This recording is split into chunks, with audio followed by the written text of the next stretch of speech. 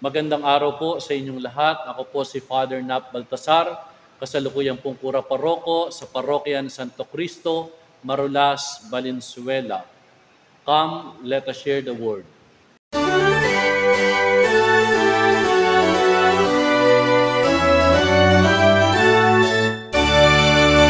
Tayo po ay nasa ika-27 linggo sa karaniwang panahon at maganda hong paalala sa atin ang ating pong ebanghelyo ngayon. Alam ho natin kung papaano ang magsasaka at ang may-ari ng ubasan sa talinghagang ibinigay po sa atin ngayon. Noong panahon ni Jesus, ang mga may-ari ng ubasan ang siyang nagmamaltrato, nanloloko, nandadaya, at hindi binibigay ang parte ng kanilang mga alipin o ng mga magsasaka. Kaya nga kung titignan natin, ang mga may-ari ng mga sakahan o ubasan ay mga maituturing na mga astig. Pero sa ating ebanghelyo ngayon, iba ang narinig natin. Yung mga kasama ang siyang naging astig. Yun ang mga nanloko, nandaya at hindi ibinigay ang kaparte sa kanilang amo.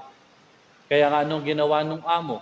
Nagpadala siya ng mga manggagawa, pero anong ginawa? Pinagpapatay. At sa kahuli-hulihan, pinadala niya ang kanyang kaisa-isang anak sa pag-aakala na irerespeto, pero anong nakita natin? Pinatay pa rin. Baliktad.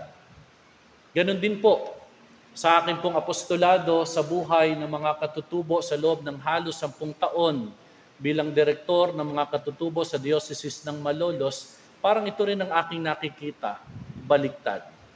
Akala ko, nung pumunta ako sa bundok, ako ang magtuturo sa kanila sa larangan ng kalikasan, sa larangan ng kaalaman, sa larangan ng abilidad sa buhay. Pero hindi. Sila ang nagturo sa akin. Sila ang nagbahagi sa akin. Sila ang nagpakita sa akin kung paano papahalagahan ang inang kalikasan.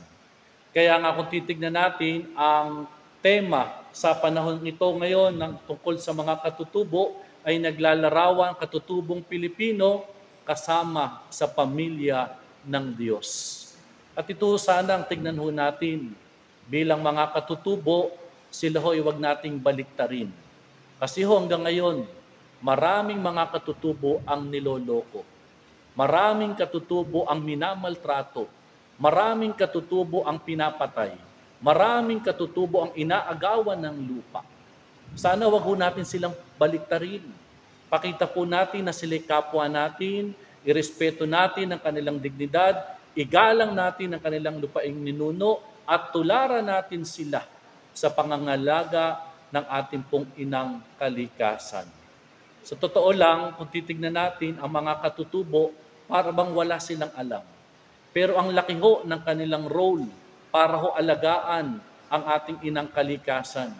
Matatandaan ho natin ang ating pong kasalukuyang Santo Papa ay naglarawan ng liham, Laudato Si at Season of Creation.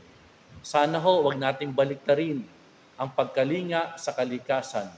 Ibahagi natin ang pagkalingang ito sa ating inang bayan. Panalangin para ho sa inang kalikasan, Ama naming makapangyarihan, nilikha mo ang kalikasan, sana ito'y aming maproteksyonan, kasama ng aming mga kapatid na katutubo sa inang kalikasan. Sa ngalan ng Ama, ng Anak, at ng Espiritu Santo. Amen.